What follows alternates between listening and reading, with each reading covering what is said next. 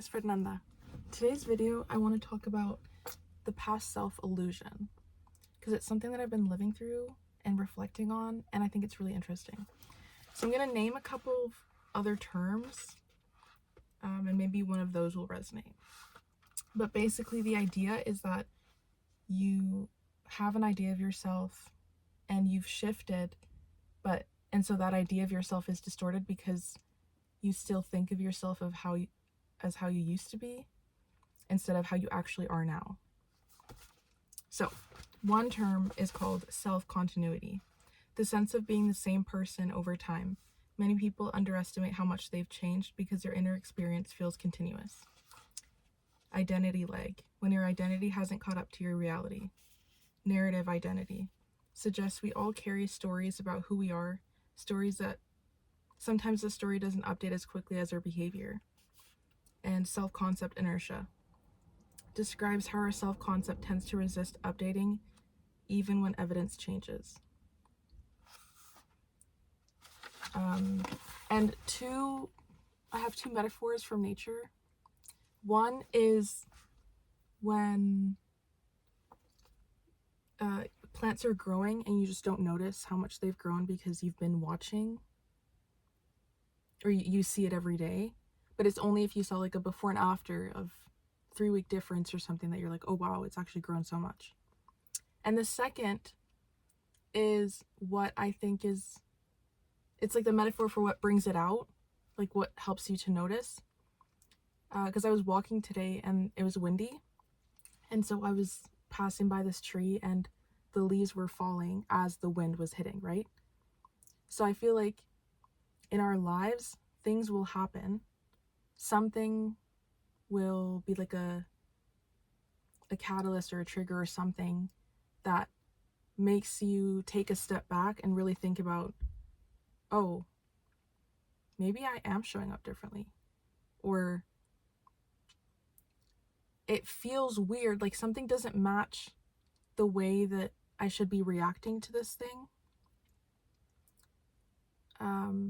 Or even the fact that maybe you'll be reacting to something the way that you would have reacted years ago or in the past, but then it doesn't resonate anymore. You start to question, why am I reacting that way? Also, when you're growing and changing, and I think I talked about this in the last video about grieving past versions of yourself, but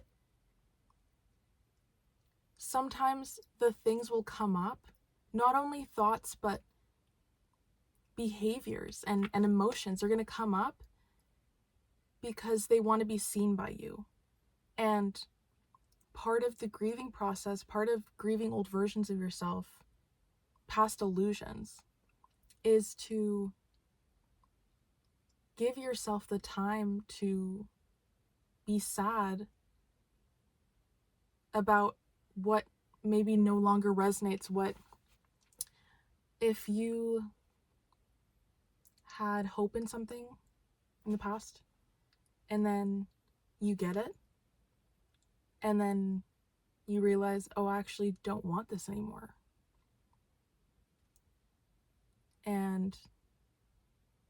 Or you were building up your standards around something, and then once you've received the thing that you thought you wanted before, you're like, actually, it's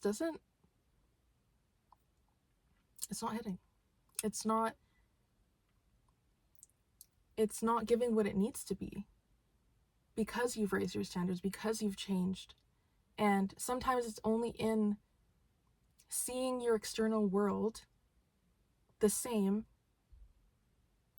That's the wind that's hitting the leaves that's making you realize, oh, I've actually shed that part of myself. It doesn't resonate anymore. It's not me. And there's a grief that comes with that you need to feel.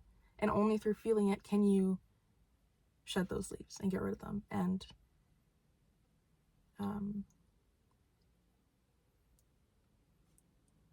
be the new version. And also,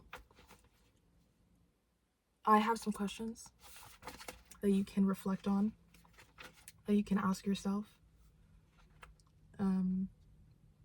because the main idea is that it's not about becoming someone new. Like, it's not about creating a whole new self-concept. It's about updating the picture, the current picture that you have of yourself that actually matches with the life that you're building. So the first question, what has illuminated in my life lately? So that could be whatever the wind was, what is it showing you? And what am I seeing clearly that I couldn't see before? The next question, what is the past illusion showing up? Oh, where is the past illusion showing up? I wrote really fast, so I can't read my writing. Where am I still relating to myself as an older version of me? And what evidence suggests I've already changed? And these are powerful. I feel like if you take the time and actually reflect on them. Also, just a side note, I know it can feel inconvenient sometimes to have to write things out. You think, oh, if I just think about it and reflect on it. Yes, that's fine. Like, it brings awareness. But for something to truly stick, for you to be able to fully see something, it's better to actually write it. It doesn't have to be that long, but it's helpful. And I think it makes more of a difference. That's just my opinion, though. And then the last one, and this one is the one that really stood out to me and made me ponder. If I met myself today for the first time, what would I notice? Without my history, what qualities would stand out? And another part of this is, what kind of life would I see this person building? Because I think that we can hold expectations of ourselves, not in the sense of all the things that we need to accomplish, but even our upper limit. Because, like the plant thing, you've been there every step of the way. You know all the history. You know everything that's happened in your life. You know all the versions of you, all the, maybe the shy versions or the fearful versions or the ones that didn't really go after what they wanted or that didn't believe that they were this thing that they wanted to be. And so even when you're doing all the things, like, let's say that you want to be a content creator. And that's like this thing in the future of, oh, I'm building towards becoming that. But then you're already filming, posting, marketing. Then technically you're not becoming that. You already are that. But there's like an echo there. You're still living through the lens of working to attain it, even though you've already attained it. That's what I'm talking about here. And I had a point that I was going to make about that.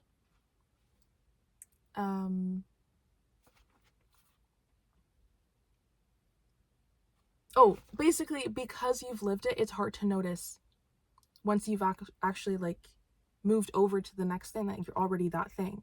And so you're going to be acting differently.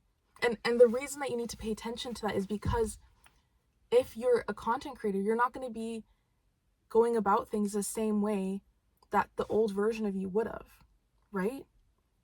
It's the same way, like, when you think about calming your nervous system and healing it, when you act from a calm nervous system versus when you act from an activated nervous system, you're going to get two different responses. And you can't act as one from the other. So in the same way, if you want to embody this version of you that you already are, then you're going to have a different mindset and you're going to have a different upper limit of what you're actually capable of, what you believe that, and even just the way that you think around anything, around love, abundance, confidence, it all changes. But you need to be able to see that that old version of you isn't there anymore. Like, you're proving to yourself in real life, you're giving evidence of a different person. And it's really helpful to just sit and reflect on, what evidence am I actually giving myself right now?